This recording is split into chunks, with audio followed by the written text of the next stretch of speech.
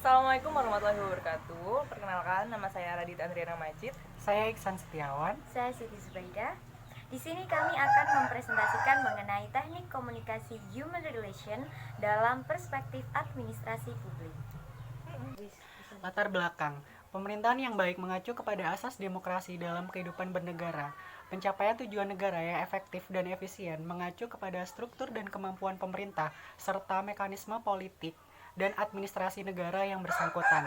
Pelaksanaan human relation diperlukan dalam pemerintahan. Mengingat pentingnya human relation, maka penulis ingin mengetahui dan menjelaskan lebih dalam mengenai teknik komunikasi human relation dalam perspektif administrasi publik. Jadi kita akan membahas mengenai pengertian komunikasi. Di sini ada komunikasi menurut Bernard Belson and Gary Steiner, yaitu komunikasi merupakan proses penyampaian informasi, gagasan, emosi, keahlian, dan lain-lain melalui penggunaan simbol-simbol seperti kata-kata, gambar, angka. Selanjutnya yaitu pengertian human relation. Adapun dalam bahasa Indonesia berarti hubungan antar manusia, di mana ada hubungan antara individu dengan individu maupun kelompok dengan kelompok ataupun individu dengan kelompok. Dalam arti luas, human relation sebagai komunikasi persuasif yang akan dilakukan oleh seorang kepada orang lain secara tatap muka dalam segala situasi dan dalam semua bidang kehidupan, sehingga menimbulkan kebahagiaan dan kepuasan hati pada kedua pihak. Dalam arti sempit, yaitu sebagai komunikasi persuasif yang dilakukan oleh seseorang kepada orang lain secara tatap muka dalam situasi kerja atau work situation dan dalam organisasi kekaryaan, work organization, kegiatan bekerja dengan semangat kerjasama yang produktif dengan perasaan bahagia dan puas hati. Selanjutnya yaitu prinsip human relation. Yang pertama yaitu adanya loyalitas. Loyalitas di sini yaitu kesetiaan antara atasan dengan bawahan. Contohnya seseorang atasan yang tidak menganggap remeh bawahannya, dan kemudian seorang bawahan yang tidak menjelek-jelekkan atasannya kepada orang lain, dan masih banyak contoh lainnya. Yang kedua yaitu adanya kegairahan kerja. Adanya kegairahan kerja adalah akibat dari suasana kerja yang menyenangkan.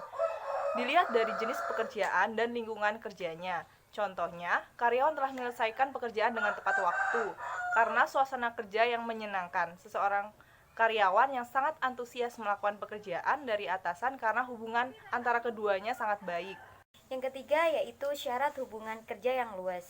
Sifat hubungan kerja yang luas adalah adanya keseimbangan antara kerja yang informal.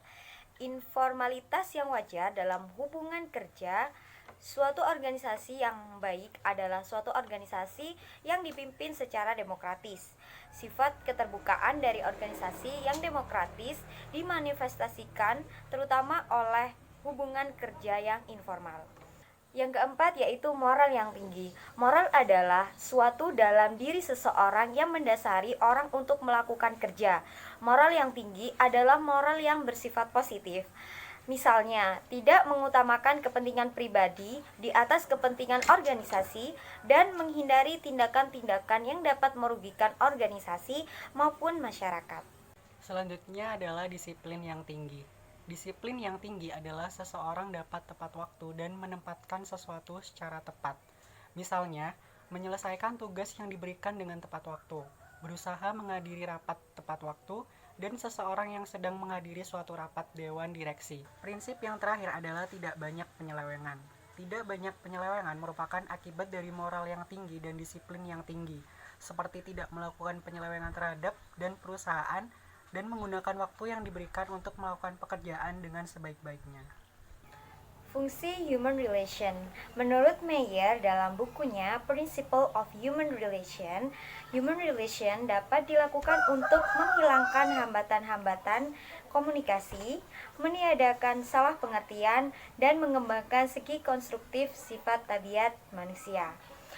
Tujuan dari human relation ada 5, yaitu yang pertama, memenuhi kebutuhan antara individu yang satu dengan yang lainnya. Yang kedua, memperoleh pengetahuan dan informasi baru.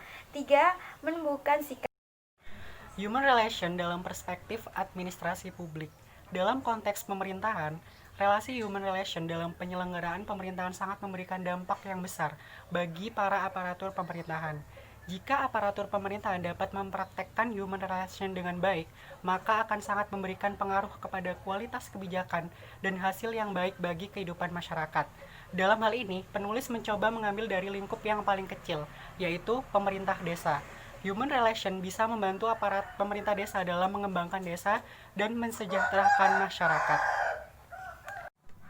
Kesimpulan yang dapat kami ambil dari pemaparan yang telah kami sampaikan yaitu hubungan antar manusia atau human relation adalah interaksi antara seseorang dengan orang lain baik dalam situasi kerja atau dalam organisasi kekaryaan.